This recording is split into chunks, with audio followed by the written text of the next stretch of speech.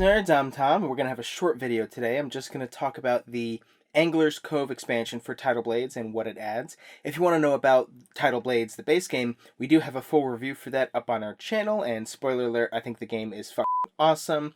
It was actually both Wes and I's top game of 2020, our number one game that came out in 2020, and we'll have a link in the description for that video and for the base game video and all that kind of stuff. And you know what, fuck it, just watch all of our videos. Go ahead, check them out. The Angler's Cove expansion adds kind of like two things to the base game. First of all, it gives you a fifth character, so now you can play up to 5 players, which this game is already a real big table hog, so I bet it's going to be kind of hard to play it with 5 players, unless you're playing on a game topper. Hell yeah, sponsor time, baby. If you've been watching our channel for a while, you know that we absolutely love game toppers. They go right on top of your table. They're super awesome. Actually, at the time of this recording, they have a Kickstarter up, so you should check that out, depending on when you're watching this. But maybe you're watching this a year later, and they already have another Kickstarter up.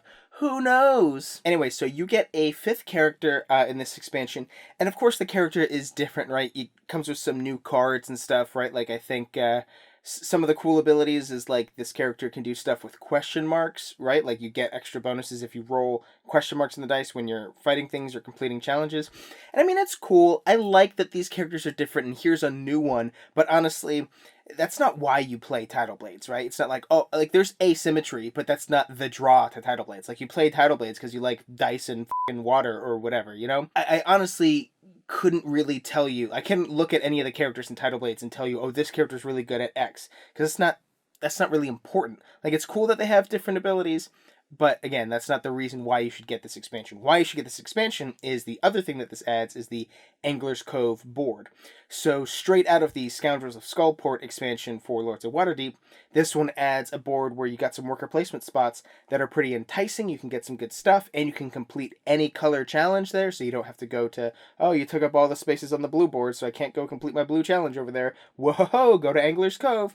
But there's sort of a price to pay. Whenever you go there, you have to draw one of these tokens, which is sort of like a negative point token. It's whoever has, all these tokens have numbers on them, and at the end of the game, you add up everybody adds up their numbers, and whoever has the highest number will get -5 points. There's also a single token that if somebody keeps that, then that turns everybody's negative point tokens into -1 per token. Not like, some of the tokens have like 3 and 2 of them. That's not going to be a -3 point token. Each token individually will be a -1 point. It's just pretty dangerous. Like, you can be looking at, you have 4 tokens, and you could say this could be -9 points, which is a pretty big chunk. So, I mean, I like it. It's cool and interesting. I like Scoundrels of Skullport. I like that idea of saying, I will get a lot of benefit now, but there's a possibility that it'll come to bite me in the ass later, but maybe I can get rid of it, because, along with that board, there's also other cards and stuff that you mix into all the decks that could potentially either, gain you more of those negative point tokens, or could help you get rid of those point tokens. And also, you could just, in theory, kind of avoid it, right? Like, if you don't want to play that game, if you don't want to, possibly get negative points at the end, well, then you just avoid that board and try to avoid those cards. Sometimes it is unavoidable. Like, there could be, I think there was a monster that just came out and just immediately gave everybody 1 outcast token. But if you still ignore it from there on out, maybe you can still avoid the losing a lot of points. So that's why I'm like half and half on this expansion. Like, I did personally enjoy it, but I get the idea of just somebody really not liking the idea of losing a bunch of points at the end of the game. I get that. And it is kind of avoidable, but also kind of not. Like, in theory, that monster could come out, everybody gets 1 outcast token, the other 2 players either get rid of theirs, or you drew a 4 and everybody else drew a 1, and, you never gained any more, but just per happenstance, you happen to lose -5 through no fault of your own. I mean, I think that's a rare, very specific case to point out. Still, I can see that being a negative for players. And while I do enjoy it, I don't think it's necessary. It's cool.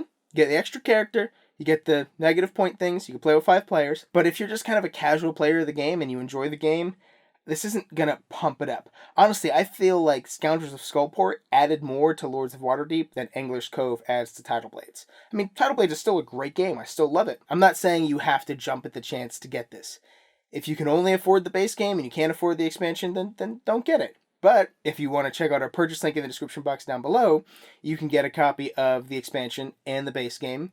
even though I was kind of lukewarm on the expansion. The base game is freaking phenomenal, so you should definitely get something, because we get money every time you do, so do that thing. Also, check out our link for game toppers, and subscribe to our channel so you'll never be bored.